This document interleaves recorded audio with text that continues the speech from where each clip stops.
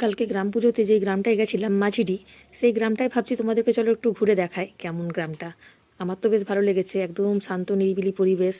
একদম দেখো কি সুন্দর, চারিদিকে গাছ দিয়ে পুরো একদম ঢাকা। আর এই যে মাটির ঘরগুলো দেখো, এত সুন্দর মাটির ঘরগুলো তোমার। এখানে দেখলাম যে মানে বেশিরভাগই মাটির ঘর। আর কি সুন্দর দেখো, মাটি দিয়ে ওরা লেপে রেখেছে ঘরগুলোকে। এই ঘরগুলো জানো তো গরমকালে বেশ কিন্তু ঠান্ডা হবে, উপরে টালি দেওয়া আছে দেখো। এই যে চারিদিকে দেখো মাটির ঘর তোমার। আর কিছু কিছু বাড়িতে দেখলাম তোমার দেওয়ালগুলোতে, মাটির দেওয়ালগুলোতে কি সুন্দর করে ওরা দেখো কালার দিয়ে নকশা করেছে, বেশ সুন্দর দেখলাম তোমার। এই যে দেখো কি সুন্দর নকশা করেছে দেখো, বেশ সুন্দর লাগছে দেখতে তোমার। আর এই যে সবাই এখানে বাইকগুলো রেখেছে, এই ভেতর দিয়ে যেতে হয় এই গ্রামটাই তোমার, যেখানে পুজোটা হয়। চলো তোমাদেরকে এবারে নিয়ে যাচ্ছি সেই জায়গাটাতে।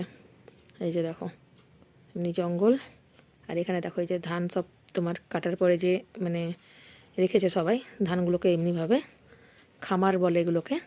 আর দেখো কি সুন্দর জায়গাটা, পিকনিক স্পট কিন্তু খুব সুন্দর জানো তো এটা হবে। আমিও ভাবছি এখানে একদিন পিকনিক করলে কেমন হয়।